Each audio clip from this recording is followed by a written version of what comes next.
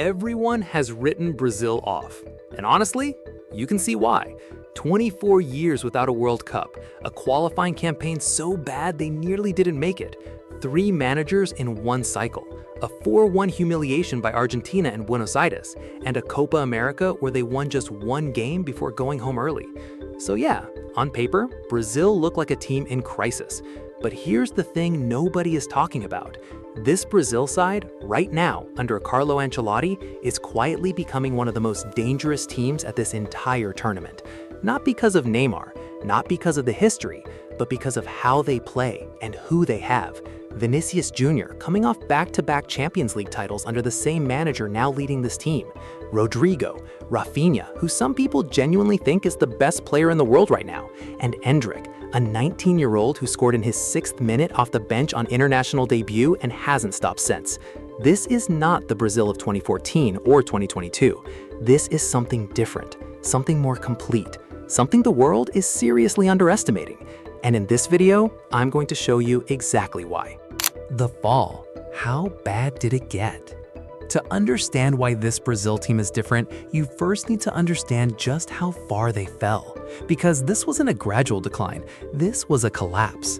It started after 2002. After Ronaldo Nazario lifted that trophy in Yokohama, Brazil spent the next 2 decades searching for an identity they could never quite find. The Bosman ruling had already pulled their best players to Europe. The domestic game was slowly hollowing out. And without that heartbeat at home, the soul of Brazilian football began to drift. By 2006, they had Ronaldinho, Kaká, Ronaldo, Adriano, Roberto Carlos, and Cafu in the same squad, arguably the most star-studded Seleção since 1970, and France still knocked them out in the quarterfinals. Zidane ran the game. Brazil barely showed up. Then came Dunga, then Mano Menezes, then Luis Felipe Scolari again, coach after coach promising a return to Jogo Bonito, delivering something closer to a Sunday League version of it. And then came 2014. At home, in front of their own people, 7-1. That's not a football result, that's national trauma, and it left a mark so deep that even a decade later, Brazilian players talk about it in hushed tones. The 7-1 against Germany didn't just expose a bad team, it exposed a broken system, a national team that had become so dependent on Neymar that the moment he went down injured in the semifinal, the entire structure collapsed around him. Since then, the quarterfinal has been Brazil's ceiling. Not the semifinal, not the final, the quarterfinal, every single time. 2018, Belgium knocked them out in Kazan. Neymar rolling around on the floor became the image of that tournament, not any moment of Brazilian brilliance. 2022, Croatia eliminated them on penalties in the quarterfinal. Neymar scored a stunning extra-time goal. Then they conceded. Then they lost the shootout before he even got to take his kick. The pattern was undeniable, and the worst part wasn't the results. It was the way they were going out. No structure, no plan B. Neymar or nothing. The Ancelotti effect. So what changed? One word, one man. Carlo Ancelotti. And look, when his appointment was announced, a lot of people laughed. Not because of his record. You can't laugh at his record. 4 Champions League titles. The first man to win the league title in England, Spain, Germany, France, and Italy. A manager who has worked with literally every superstar of the modern era and consistently got the best out of them. No, people laughed because of what his appointment represented.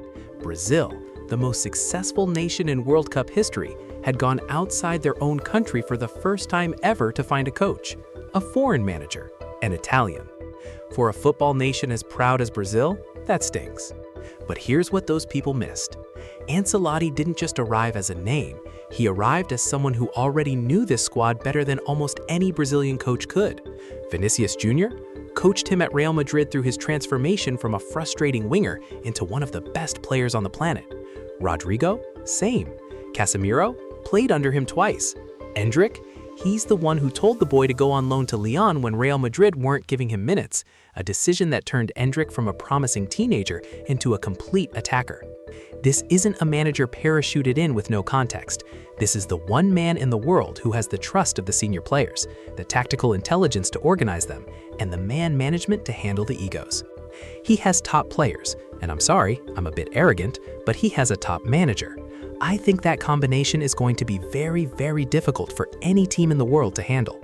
And the numbers since he took over back that up completely. 26 goals scored across qualifying, only 11 conceded, 6 clean sheets. Brazil went from the most chaotic qualifying campaign in their history to arriving at this World Cup looking settled, organized, and genuinely dangerous. That's not a coincidence. That's Ancelotti. How they actually play. Now, and this is the part people are really underestimating. Let's talk about how this Brazil team plays, because it's nothing like any Brazil team you've seen in the last 20 years. This is not jogo bonito. This is not possession for the sake of it. This is not 11 players waiting for Neymar to do something magic. This Brazil is patient, defensively disciplined, and lethal on the counter. Ancelotti has set them up in a 4-2-3-1 that sits compact without the ball, suffocates space in the middle of the pitch, and then the moment possession is won, transitions into attack at a speed that most defenses at this tournament simply cannot handle. Think about what that means with this front line.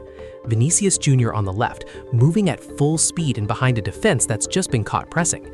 Raphinha on the right, 34 goals and 26 assists across the last 2 seasons, a player operating at the absolute peak of his powers. And through the middle, Endrick, a 19-year-old who scored 4 goals and 2 assists in his first 500 minutes for the senior national team, and who draws the most obvious comparison in world football to a young Ronaldo Nazario. The same explosive first step, the same low center of gravity, the same ice-cold finishing in small spaces. This version of Brazil, a counter-attacking version of Brazil, I think is their best in terms of how they're going to go about winning games in the World Cup. And what makes the system work is what sits behind that attack. Bruno Guimaraes and Casemiro as the double pivot. You couldn't design a better partnership for this style of football. Guimaraes is the engine, box-to-box, creative, capable of breaking lines with a single pass. Casemiro is the destroyer, 9 goals and 2 assists last season at Manchester United, but more importantly, the player who simply stops things from happening. Attacks die when they reach him. In front of them, Rodrygo operates as the link between defense and attack, the player who receives between the lines, holds the ball, and sets the counterattacks in motion. And behind everyone, Alisson Becker, arguably still the best goalkeeper in world football, a man who concedes almost nothing that isn't unstoppable, a man who makes the narrow leads this Brazil team will carry feel a lot more secure than they probably should. The weakness and why it might not matter. Now, and I'm not going to pretend this squad is perfect. There are concerns. The fullback positions, Wesley was injured before the tournament. Douglas Santos and Danilo are the options at right back, and neither of them is elite at this level anymore. That's the area where a smart opponent can cause problems. And then there's Neymar. Look, this is complicated. Neymar's inclusion in this squad was controversial, genuinely controversial. There were people, serious football people, who argued he had no business being there, that his Santos comeback had been useful, but not at the level required, that picking him over younger, fitter options was sentiment over substance. Brazil doesn't look like Brazil without Neymar. The players love him, the players want him there. And that's the thing. Ancelotti didn't pick Neymar because of what he can do on the pitch every week. He picked him because of what he does in that dressing room. In the same way Messi's presence transformed Argentina's mentality in 2022, not just through goals, but through the belief he carried, Neymar's presence in this squad gives the younger players something intangible. Whether he starts games is a different question. Whether he matters to this tournament is not. The real issue isn't Neymar though, it's the mental baggage. This is a squad carrying the weight of 24 years, of the 7-1, of 4 consecutive quarterfinal exits, of a nation that has never stopped believing they are the best football country in the world, but hasn't been able to prove it for over 2 decades. That pressure doesn't disappear just because Ancelotti is calm on the touchline. But here's what I'd say to that. Argentina were carrying even more in 2022. 7 Copa America final defeats, Maradona comparisons that had crushed every player for 40 years, and they still won it. Not because the pressure went away, but because they had a team good enough and a manager smart enough to handle it anyway. The verdict. So where does this leave Brazil? Not as favorites.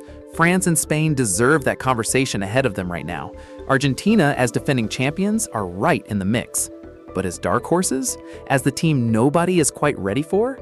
Absolutely. This is a squad with world-class quality in every single position. A goalkeeper who wins you points on his own. A defensive midfield partnership that is almost impossible to break through. 3 forwards who can end a game in 30 seconds on the counterattack. And the manager who has done this at the highest level with the biggest egos on the biggest stages more times than almost anyone alive. They have the talent. They have the structure. They have, for the first time in a very long time, the right man in the dugout.